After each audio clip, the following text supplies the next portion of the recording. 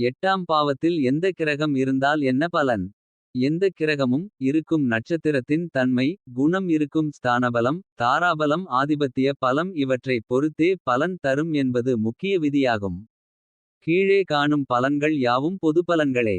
சூரியன் 8ஆம் பாவத்தில் சூரியன் இருந்து அந்த இடம் மேஷம். சிம்மமாக அமைந்தால் நீண்ட ஆயுளையும் சிறந்த பேச்சாற்றலையும் தரும்.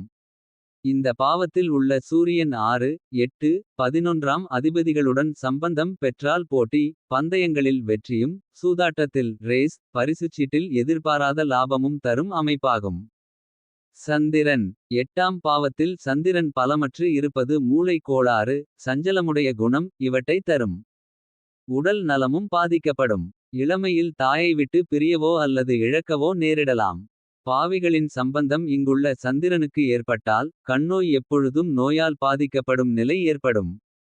சுபரின் பார்வை சம்பந்தம் ஏற்பட்டால் நன்மையான பலன்களை தரும். பூரண சந்திரன் அல்லது ஆட்சி உச்சம் பெற்ற சந்திரனாக இந்த பாவத்தில் அமைந்தால் தொழில் மேன்மை தரும். 8ஆம் பாவம் என்பது 10ஆம் பாவத்திற்கு லாபஸ்தானமாகிய 11ஆம் பாவமாக அமைவதால். செவ்வாய் 8ஆம் பாவத்தில் இருப்பது பொதுவாக நலம் தராது. பாவிகளின் சம்பந்தம் பெற்று 7ஆம் அதிபதியின் சம்பந்தமும் ஏற்பட்டால். திருமணமானவுடன் கணவரை இழக்கும் நிலையோ பிரிந்து வாழும் நிலையோ ஏற்படலாம்.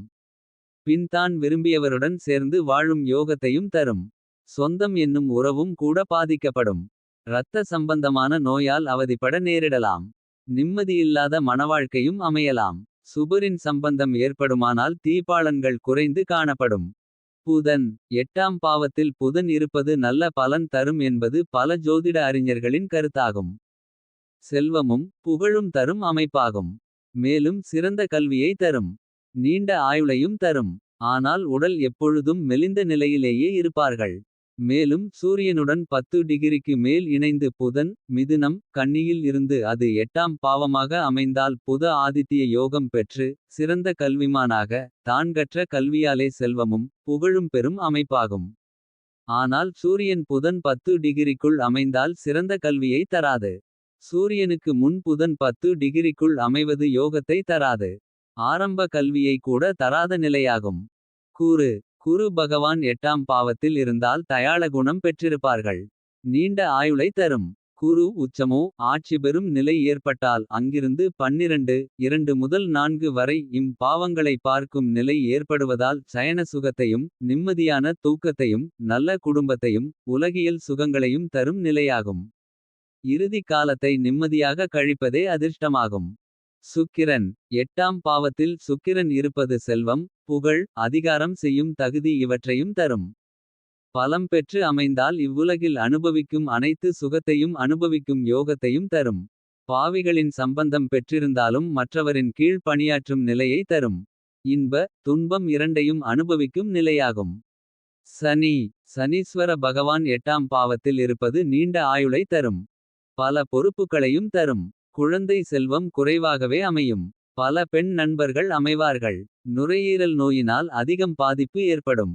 பெற்றெடுத்த பிள்ளைகளால் துன்பமும் நேரும். பாவிகளுடன் இணைந்ததோ பார்க்கப்படும் நிலையில் இருந்தால் ஜனன உறுப்புகள் பாதிக்கப்படும். நம்பத்தகாதவராகவும் இருப்பார்கள். பலம் பெற்று சனி இந்த பாவத்தில் இருப்பது எண்ணெய் சம்பந்தமான தொழில். இரும்பு பொருள் பழைய துணி காகிதம் சுரங்கப் பொருள் வியாபாரம் பெட்ரோல் பங்க் அமைந்தால் லாபம் பெருகும். ராகு 8ஆம் பாவத்தில் ராகு அமைவது சிறந்த அமைப்பில்லை. எப்பொழுதும் சண்டை பிரியராகவோ கோள் மூட்டுபவராகவோ இருப்பார்கள். தொல்லைகள் துன்பங்களை அனுபவிக்க வேண்டிய நிலையாகும். 8ஆம் பாவம் மேஷம் ரிஷபம் கடகம் சிம்மம் மகரமாக அமைந்தால் பாதிப்புகள் குறைவாகும். பாவிகளின் சம்பந்தம் மேலும் பாதிப்பை தரும். சந்திரன் பலமற்று ராகுவுடன் 10 டிகிரிக்குள் இணைந்திருந்தால் மனம் பேதலிக்கும். மூளை கோளாறு ஏற்படும் மனம் பேதலிக்கும். மூளை கோளாறு ஏற்படும்.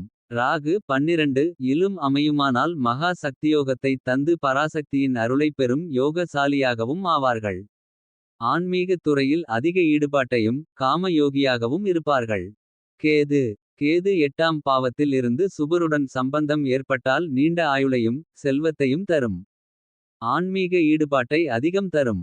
பாவிகளுடன் சம்பந்தப்பட்டால் பல பெண்களுடன் தொடர்பு ஏற்பட்டு. அவர்களின் சொத்தை அனுபவித்து அதனால் உடல் நலம் கெட்டு. பல தொல்லைகளை அனுபவிக்கும் நிலை ஏற்படும்.